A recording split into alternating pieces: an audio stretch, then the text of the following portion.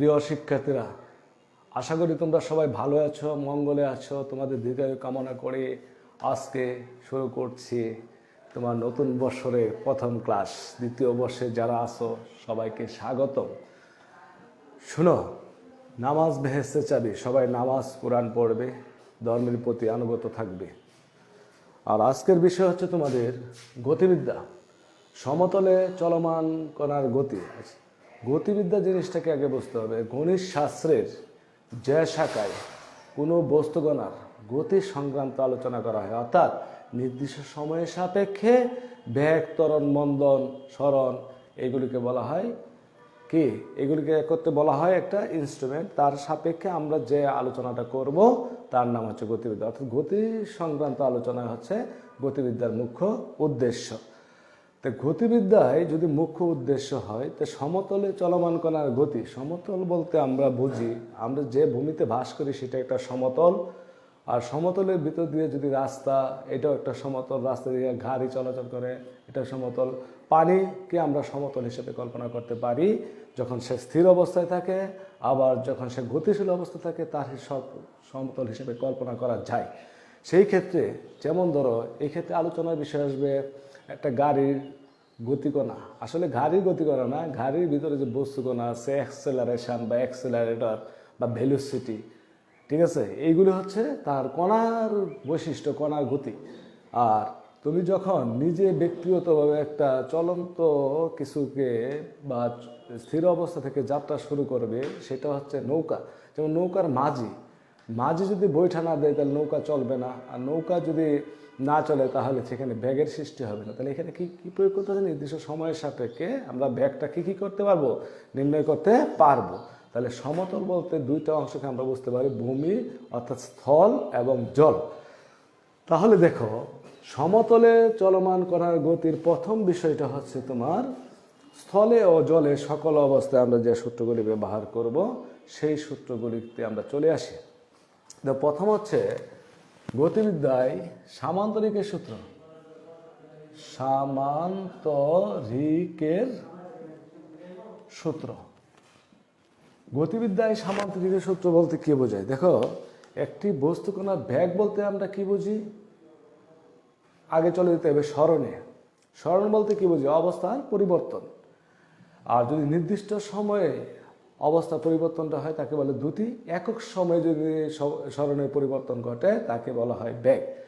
তাহলে টি সময়ে একটি বস্তুকণা যদি এস দূরত্ব অতিক্রম করে সেটা হচ্ছে দ্রুতি। আর একক সময়ে যদি কোনো বস্তুকণা এস দূরত্ব অতিক্রম করে তাহলে এস বাই টি হচ্ছে বেগ। তাহলে বেগকে আমরা কি দ্বারা প্রকাশ করতে পারি? বেগ v equal to s by t, s equal to v t. এটা কে আবিষ্কার করছে? গতিবিদ্যা সম্পর্কে ধারণা দিছে তোমাদের নিউটন, স্যার আইজাক নিউটন। নিউটনের অবদান সকল ক্ষেত্রে। তোমরা ফিজিক্সে যে কাজটা করছো গতিবিদ্যায়, সেটা হচ্ছে নিউটনীয় বলবিদ্যা। তো নিউটন প্রথম সূত্রটা দিছে s equal to v t. S equal to v t মানে কি? এস হয়েছে সরণ, ভি হয়েছে বেগ, টি হয়েছে কি? ত্বরণ। ভিটা, এই বি হলো কেন? ভেলোসিটি। ভেলোসিটি ভেলোসিটি ভেলোসিটি মানে বেগ। আবার বেগের পরিবর্তন কি আমরা কি বলবো? ত্বরণ বলবো। ত্বরণ দুই ধরনের, একটা হচ্ছে পজিটিভ আর একটা নেগেটিভ। পজিটিভটাকে আমরা সমত্বরণ হিসাবে আখ্যায়িত করতে পারি, আর নেগেটিভটাকে আমরা কি সমমন্দন হিসাবে আখ্যায়িত করতে পারি। সমত্বরণকে আমরা অ্যাপ দ্বারা প্রকাশ করব, আর সমমন্দনকে আমরা অ্যাপ দ্বারা প্রকাশ করব। কিন্তু ত্বরণকে আমরা কি দ্বারা প্রকাশ করব? এ দ্বারা প্রকাশ করব। আমরা এটা পূর্বেই করে আসছি। যাক, দেখা যাক এই সূত্রগুলির প্রমাণ পরের চ্যাপ্টারে চলে আসবে। প্রথমে আসে বেগের সামান্তরিক সূত্র। বেগের সামান্তরিক সূত্র কি বলছে? একটি নির্দিষ্ট সময়ে বা একক সময়ে বা একই সময়ে দুটি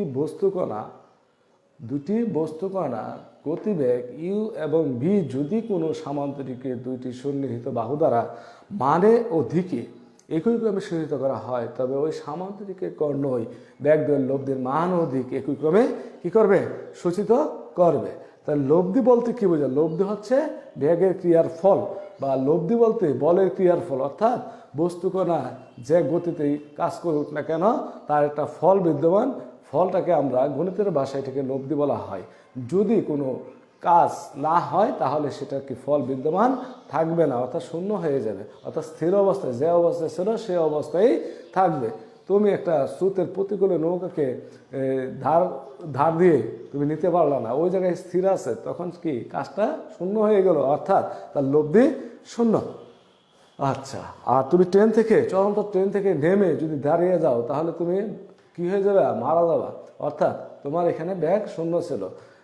তাই এই ক্ষেত্রে তোমার সামান্তরিক সূত্র যথেষ্ট পরিমাণে কাজে লাগবে। তাহলে সামান্তরিক সূত্রটা হচ্ছে সামান্তরিকের, দেখো এই একটা সামান্তরিক আঁকলাম ও এ সিবি, ও এ সিবি সামান্তরিক, তাহলে কর্ণটা হচ্ছে ওসি। তাহলে এই ক্ষেত্রে যদি ব্যাগটাকে আমি ইউ ব্যাগ এবং বি ব্যাগ, ইউটা কি, ইউ হচ্ছে টি সময়ে, কি সময়ে, টি সময় বা একই সময়ে ও বিন্দুতে ক্রিয়াশীল দুইটি ব্যাগ ইউ এবং বি যদি কোনো সামান্তরিকে কোনটা ও এস সি বি সামান্তরিকের দুইটি সন্নিহিত বাহু দ্বারা মানে ও দিকে সূচিত হয়, তাহলে সংজ্ঞানুসারে এই সামান্তরিকের কর্ণই এই কি ব্যাগ দুইটির লব্ধের মান ওদিকে একই ক্রমে সূচিত করবে। এটা হচ্ছে লব্ধি। মান ওদিকের কথা বলা হয়েছে। মানটা কিসে আসবে, মানটা আসবে রেখা বরাবর যতটুকু দূরত্ব যাবে, আর দিকটা হবে কার সাপেক্ষে, কোণের সাপেক্ষে। যদি কোণ বাড়ে মান কমবে, কোণ কমলে মান বাড়বে, একটা নির্দিষ্ট স্থির পর্যায়ে চলে আসবে। এটা গেল এটা। তাহলে তুমি খেয়াল করো যে বর্ণনা যদি দেই, মনে করি ও এস সি বি একটি সামান্তরিক, ও বিন্দুতে একই সময়ে ক্রিয়াশীল দুইটি ব্যাগ ইউ এবং বি যথাক্রমে ও এ এবং ও বি সামান্তরিকের দুইটি সন্নিহিত বাহু দ্বারা মানে ওদিকে একই ক্রমে সূচিত। তাহলে ওই সামান্তরিক কর্ণ ও সি ইউ ও বি এর দুইটি লব্ধের মান অধিক একই ক্রমে কি করবে, সূচিত করবে বা সূচিত হবে। তাহলে এটা যদি হয় তাহলে লব্ধের মান নির্ণয় আসো, তাহলে এইটা একটা ভেক্টর রাশি, এইটাও একটা কি রাশি, ভেক্টর রাশি। তাহলে এটাও ভেক্টর রাশি। তাহলে লব্ধির মান, লব্ধির মান, আশা করি লব্ধি জিনিসটা বুঝছো, লব্ধির মান নির্ণয়। খেয়াল করো, যদি ও বি এবং এস সি দুইটা সমান এবং সমান্তরাল হয় তাহলে ও বি বরাবর ক্রিয়াশীল ব্যাগকে আমরা ও এস সি বরাবর বিবেচনা করতে পারি। তাহলে এস সি বরাবর যদি বিবেচনা করি তাহলে ও এস সি একটা ত্রিভুজ, আর ব্যাগের ভেক্টরের ত্রিভুজ সূত্র অনুসারে আমরা বলতে পারি একইক্রমে গৃহীত বলগুলি বা একইক্রমে গৃহীত ভেক্টরগুলির যোগফল বিপরীতক্রমে গৃহীত ভেক্টরের সমান। তাহলে একইক্রমে কি ও এ আর এস যোগ করলে কি পাওয়া যাবো, ডাব্লিউ পাওয়া যাবে। তাহলে লিখতে পারি W equal to U vector plus B vector. এখন যেহেতু কার মান ডাব্লিউটা কি লব্ধি বলছি, লব্ধি মান নির্ণয় করতে হলে আমরা কোন সূত্রকে ব্যবহার করবো, ভেক্টরের ডট গুণকে আমরা সমর্থন করব। তাহলে দুইটি একই জাতীয় ভেক্টরের ডট গুণ হয় স্কেলারের বর্গ। তাহলে ডাব্লিউ equal to you plus B dot u plus v. আশা করি তোমরা এটা বুঝতে পারছো। তাহলে ডাব্লিউ ডট মানে ডাব্লিউ স্কোয়ার, এটা গুণ করলে u square plus B square plus two you dot v plus two v dot you. তাহলে দেখো কি আসে, ডাব্লিউ equal to root over of লিখতে পারি u square plus B square plus two you dot v. এই ফোন দেখলাম। তাহলে খেয়াল করো যে দুইটা ব্যাগ যদি ক্রিয়া করে তাদের একটা কোণ উৎপন্ন হয়েছে, কোণের নাম দেবে আলফা। তাহলে ইউ ও বি কি করছে, একই সময়ে আলফা কোণে কার্যরত ছিল। তাহলে ইউ ও বি এর ডট গুণ করলে আমরা কি পাইতে পারি, দেখো এ ডট বি সমান সমান লিখতে পারি এ বি কি থিটা কস আলফা, কারণ আলফাটা হচ্ছে এ ও বি এর অন্তর্গত কোণ। সেই সুবাদে আমি লিখতে পারি root over of you square plus B square plus two U B cos alpha. এটা কি নির্ণয়ের সূত্র হলো, লব্ধির মান নির্ণয়ের সূত্র হলো। দেখো সবাই দেখো, এই সিস্টেমে আমরা লব্ধির মানটা কি করলাম, নির্ণয় করলাম। এই সুবাদে আমরা যত ধরনের অঙ্ক আছে সব ধরনের অঙ্ক লব্ধির মান চাইলে আমরা এই সূত্রকে ব্যবহার করে অবশ্যই করতে পারবো বা করে ফেলবো। ক্লিয়ার? তাহলে এই ক্ষেত্রে দেখো লব্ধির মান, তাহলে লব্ধির দিক, লব্ধির কি নির্ণয়, দিক নির্ণয়। এটা তুমি ভেক্টর ছাড়াও উপাংশ দিয়েও করতে পারো বা জ্যামিতিক পদ্ধতিতেও করা যেতে পারে। জ্যামিতিক পদ্ধতিতে করলে কি কাজ করতে হবে, ও একে বাড়ায় দিতে হবে কি পর্যন্ত, ডি পর্যন্ত। পরে ও সিডি সমকোণী ত্রিভুজ ধরে তাহলে ওডি এবং সিডি বের করে সমকোণী শর্ত প্রয়োগ করলে তুমি পেয়ে যাবে। আশা করি ওইটা হচ্ছে ভেক্টর পদ্ধতিটা সহজ। আসলে ম্যাথটা মূলত ভেক্টর পদ্ধতিকে সমর্থন করে বেশি লব্ধির দিক নিলে। তাই লব্ধির দিকে আমরা জানি কি, W equal to you plus B, এটা তো আমরা জানি ত্রিভুজ সূত্র অনুসারে। তাহলে এই লব্ধি দিকটা হবে ভূমি বরাবর, তার আনুমিক বরাবর যদি ব্যাক ওয়ে হয়, উলম্ব বরাবর ব্যাক কত হবে ওবি। আসলে তা না, উলম্ব বরাবর ব্যাক, উলম্ব কার সাথে সম্পর্কিত, সাইনের সাথে সম্পর্কিত, আর ভূমি কার সাথে সম্পর্কিত, অনুভূমিক এটা কজের সাথে সম্পর্কিত। সেই সুবাদে সাইন এবং কজ অনুপাত আনতে হবে। তাহলে সাইন অনুপাতটা আসে ক্রস গুণনে, আর কজ অনুপাতটা আসে কোন গুণনে, ডট গুণনে। তাহলে লব্ধি কার সাথে কোণ উৎপন্ন করবে, লব্ধি যে কোনো বেগের সাথে সে কোণ উৎপন্ন করতে পারে। তাহলে মূলত আমরা দিলাম লব্ধিটা ইউ এর সাথে কোণ উৎপন্ন করছে থিটা, ইউ এবং ডাব্লিউ এটা কোণ উৎপন্ন হয়েছে থিটা। এটা হচ্ছে angle between U and W, অর্থাৎ ইউ বেগের সাথে লব্ধি বেগের অন্তর্গত কোণ হচ্ছে থিটা, আর ইউ বি বেগের সাথে লব্ধি বেগের অন্তর্গত, ইউ ও বি বেগের অন্তর্গত কোণ হচ্ছে আলফা। তাহলে এটাকে আমি কার সাপেক্ষে করব, ডট ইউ সমান সমান U plus B dot you. তাহলে দেখো কি আসে, ইউ ডাব্লিউ, তাহলে লিখতে পারি U W cos theta equal to you dot U, U square plus U B cos alpha. Dot গুণ কি করে, বিনিময় সূত্রকে সমর্থন করে। যেমন ধরো ইউ ডট বি যে কথা, আমরা লিখতে পারি বি ডট ইউ সেম, একই, কারণ ডট গুণনে কি হয় না, চিহ্নের কোনো পরিবর্তন হয় না, এটা পিরিয়ডিক্যাল সার্কেল অর্থাৎ চক্রক্রমিকভাবে আসে। তাহলে উভয় দিক থেকে যদি ইউ বাদ দিয়ে দিই, তাহলে W cos theta equal to you plus B cos alpha, এটা 1 নম্বর সমীকরণ। আশা করি তোমরা এটা বুঝতে পারছো। কজ আসলো, কজ অনুপাত আসলো, তাহলে সাইন অনুপাতে আসো। যদি এটা সাইন অনুপাতে নিতে চাই তাহলে কি কাজ করতে হবে, ক্রস গুণ করতে হবে। W cross U equal to you plus B cross U. তাহলে করো ইউ ক্রস ডাব্লিউ, সেটি আসবে একক ভেক্টর, ক্রস গুণে কি আসবে, তাদের লম্ব একক ভেক্টর আসবে। লম্ব একক ভেক্টর কি হতে পারে, ধনাত্মক হতে পারে, ঋণাত্মক হতে পারে, অর্থাৎ পজিটিভ নেগেটিভ দুইটাই হতে পারে। তাহলে W U cos theta, cos theta না সরি, কস করলে sine theta equal to U cross U 0 plus B cross U, U B sine alpha, একক ভেক্টর এটা। তাহলে দাঁড়ালো ইউ ইউ বাদ, একক ভেক্টর বাদ, W sine theta equal to V sine alpha. তাহলে কি বোঝা গেল, ইউ দ্বারা যদি আমরা করি তাহলে আসতেছে কার সাথে কোণ উৎপন্ন করছে, ইউ এর সাথে কোণ উৎপন্ন করছে, তাহলে ইউ কি থাকবে, ফ্রি থাকবে। তাহলে বোঝা গেল U sine theta equal to B sine alpha, এটা তো 2 নম্বর। তাহলে এই দুইটার কম্বিনেশন যদি আমি করি তাহলে 2 ভাগ কত 1 করলে আমরা পেয়ে যাব W sine theta divided by W cos theta equal to B sine alpha divided by you plus B cos alpha.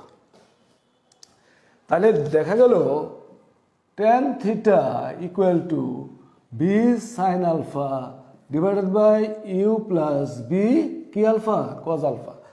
সুতরাং থিটা, প্রথমে বলছিলাম যে এই যে থিটা নির্দিষ্ট বেগের সাথে, যে কোনো একটা বেগের সাথে থিটা কোণ বাড়লে লব্ধি কমবে, লব্ধি বাড়লে থিটা কোণ কমবে। এই থিটার উপর নির্ভর করে তার কি দিকটা। তাহলে দিকটা এদিকে না যায়, সে যদি আরটু বড় হইতো তাহলে কোন দিকে যেত, এদিকে। আরটু বড় হলে এদিকে যাইতো, আর ছোট হলে নিচের দিকে আসতো। তো এরকম ভাবে কার মানের উপর নির্ভরশীল, দিকটা থিটা মানের উপর নির্ভরশীল। তাহলে কোনো কিছু যদি আমাদের দিক নির্ণয় করতে বলে তাহলে আমরা এই সূত্রকে কি করব, প্রাধান্য দেবো এই সূত্র অনুসারে। অর্থাৎ তাহলে ব্যাগের কি পাইলাম আমরা, সামান্তরিক সূত্রের মাধ্যমে লব্ধির মান অধিক আমরা নির্ণয় করে ফেললাম। তাহলে দিকটা হইতে পারে তুমি বলতে পারো যে ইউ এর সাথে থিটা কোণ উৎপন্ন করেছে, স্যার বি এর সাথে যদি করে সেম, যার সাথে কোণ উৎপন্ন করবে লব্ধি সে কি থাকবে, ফ্রি থাকবে।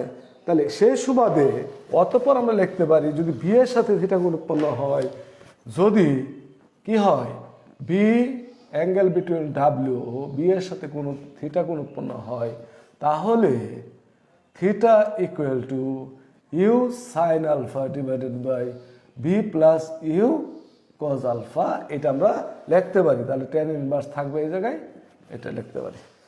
তাহলে আমরা বোঝা গেল লব্ধি যার সাথে কোণ উৎপন্ন করবে সে কি থাকবে, সে ফ্রি থাকবে। উপরটা হয়েছে সাইন, নিচেরটা হয়েছে কস। আশা করি তোমরা এটা লব্ধির মান অধিক নির্ণয় বুঝতে পারছো। তাহলে এই ক্ষেত্রে কিছু শর্ত আমাদের আরোপ করতে হবে। সেই শর্তগুলো প্রথমে হচ্ছে, লেখো লব্ধির মান নির্ণয়ের শর্তসমূহ।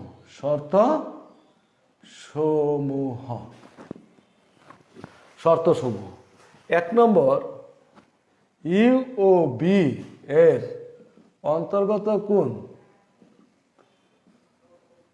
কোণ আলফা হলে, এই আলফা অনির্দিষ্ট, আলফা হলে লব্ধি মান W equal to root over of you square plus B square plus 2UB cos alpha. 2 নম্বর, ইউ ও বি এর অন্তর্গত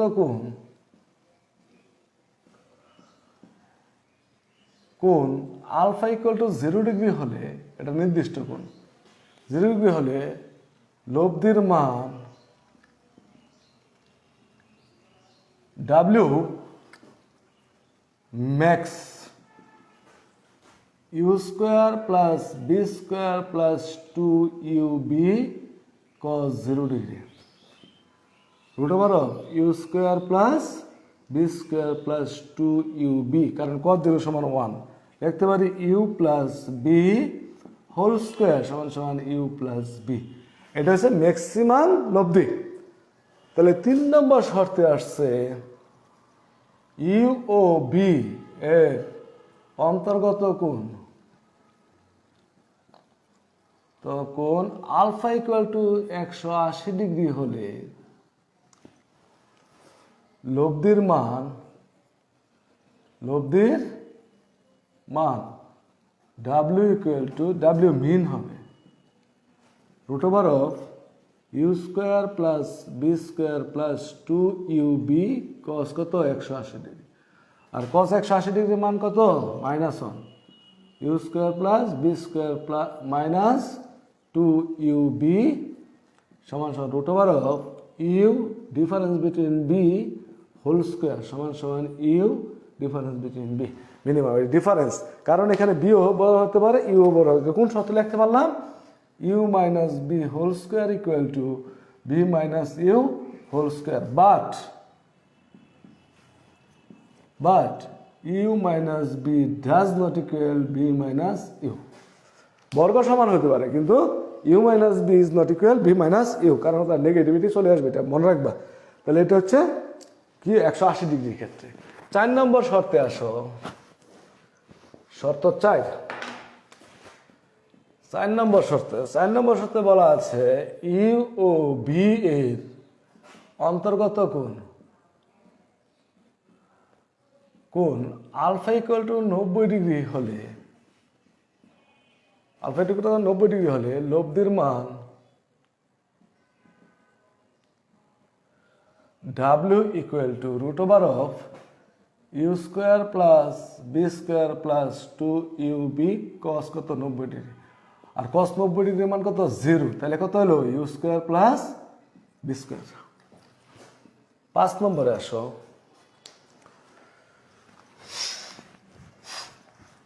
5 নম্বর বলছে ইউ ও বি এর অন্তর্গত কোণ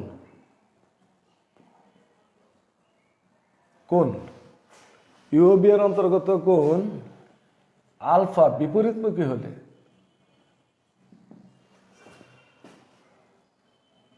মুখী এবং u is greater than v হলে, u is greater than alpha বিপরীতমুখী এবং u is greater than v হলে লব্ধির মান W equal to root over of you square plus B square minus 2UB cos alpha. এটা হচ্ছে তার মেন সূত্রটা।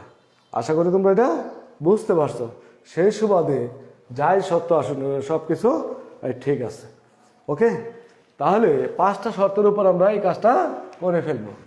আর দেখো এখন দেখো লব্ধির দিক নির্ণয়ের শর্ত, লব্ধির কি নির্ণয়ের শর্ত, লব্ধির দিক নির্ণয়ের শর্ত। 1 নম্বর, ইউ এর সাথে ডাব্লিউ থিটা কোণ উৎপন্ন করলে, উৎপন্ন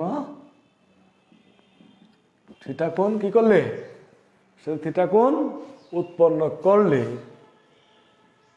tan theta equal to u sin alpha divided by b sin alpha divided by u plus b cos alpha। যদি সে b এর সাথে গুণ উৎপন্ন করে তাহলে u sin alpha divided by b plus u cos alpha। বুঝে ফেলছো। 2 নম্বর, u এর সাথে w theta equal to 90 degree কোণ উৎপন্ন করলে, কোণ উৎপন্ন করলে ইউ এর সাথে ডাব্লিউ থিটা ইকুয়াল টু 90 ডিগ্রি কোণ উৎপন্ন করলে tan 90 degree equal to B sine alpha divided by you plus B cos alpha.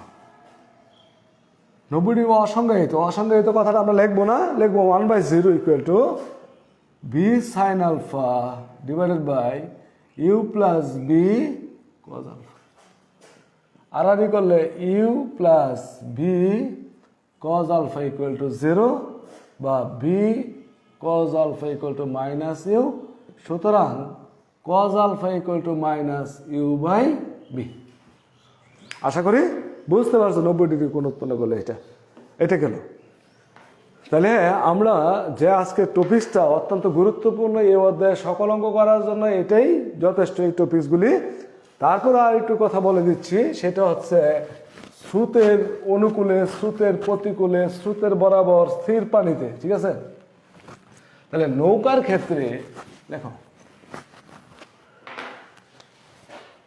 Example স্বরূপ নৌকার বেগ ইউ ও স্রোতের বেগ বি, যেখানে U is greater than B এবং তাদের অন্তর্গত কোণ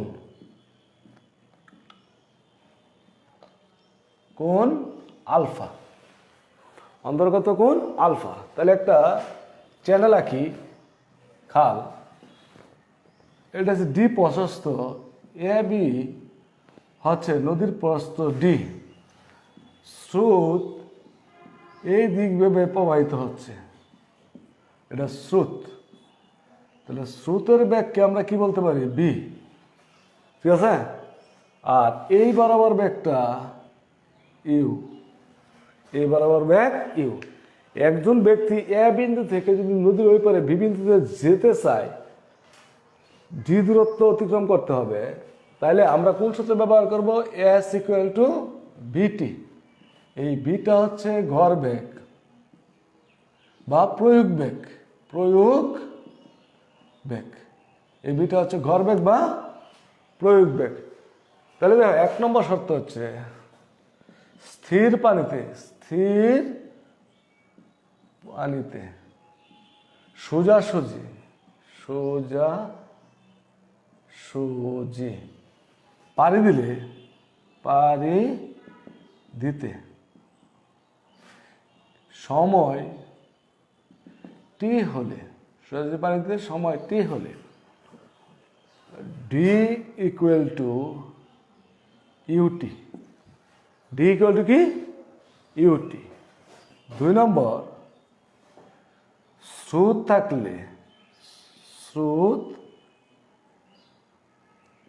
থাকলে সোজাসুজি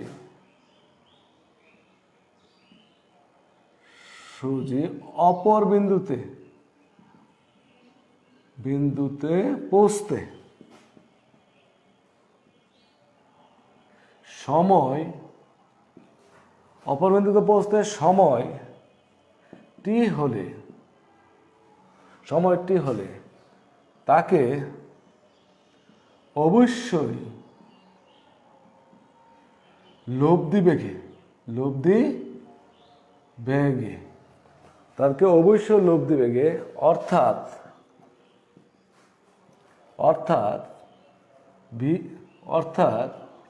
V equal to √(u² - v² বেগে যাত্রা শুরু করতে হবে।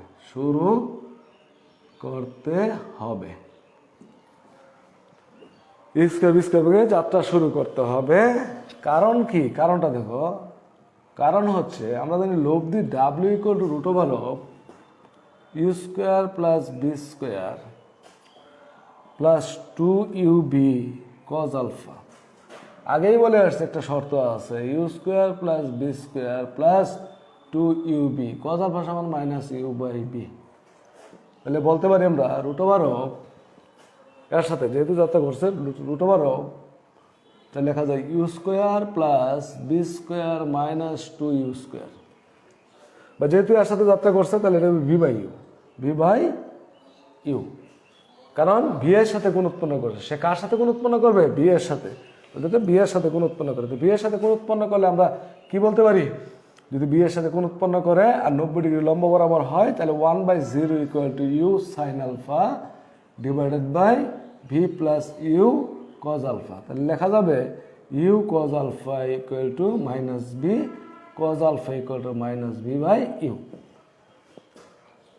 তাইলে এখানে এসছে v², তো লেখা যায় √(u² - v²। এই বেগে তার কি যাত্রা করলে সে অপর পারে সোজাসুজি বিন্দুতে পৌঁছতে পারবে, নচেত পারবে না। ধরো এইটার বেগটা হচ্ছে এই বেগে এদিকে যাত্রা করতে হবে, যাত্রা করলে তাকে ওই জায়গায় নিয়ে যাবে। তাহলে এটা যদি ইউ হয়, এটা যদি ভি হয়, তাহলে এইটা কত? এটা কত? দেখো, এটা একটা সমকোণী ত্রিভুজ কল্পনা করতে পারো না? এটা অবশ্যই সমকোণী ত্রিভুজ কল্পনা করা যায়। তাহলে এই দূরত্বটাকে আমরা লিখতে পারি v² ইকুয়াল টু অতিভুজ স্কয়ার বিয়োগ কি লম্ব স্কয়ার। তাহলে V equal to √(u² - v²। আশা করি এইটাও বুঝতে পারছো। তাহলে এই বেগে যাত্রা শুরু করতে হবে। তখন মুছে ফেলি, হ্যাঁ একটু জন্য এটা পারা গেল না। আচ্ছা, এটা মুছে দিই, এটা মুছে লিখে ফেলি। তাহলে ডি দূরত্ব অতিক্রম করতে তার কি বেগ লাগবে? √(u² - v² × t। আশা করি তুমি এটা বুঝতে পারছো। কোন সূত্র অনুসারে s = vt অনুসারে আমরা এটা করে ফেলবো। তাহলে 3 নম্বরে আসো। 3 নম্বর 1 2 3 তীর বরাবর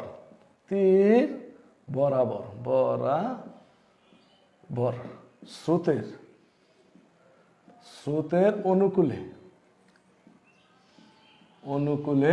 বেগ u + v। আমরা জানি স্রোতের অনুকূলে হলে নৌকার বেগ আর কে স্রোতের বেগ যোগ করলে আমরা অনুকূলে যেতে পারবো। তাহলে এটা সময় যদি হয় t সময়ে d এর সমান দূরত্ব অতিক্রম করে তখন d সমান লিখতে পারবো u + vt। এটা হচ্ছে তীর বরাবর সমান দূরত্ব অতিক্রম করলে এটা আমরা লিখতে পারবো স্রোতের অনুকূলে। আবার যদি স্রোতের প্রতিকূলে চলে যায়, 4 নম্বর দাও, তীর বরাবর স্রোতের প্রতিকূলে সমান বেগ ইউ মাইনাস বি সময় টি ডি এর সমান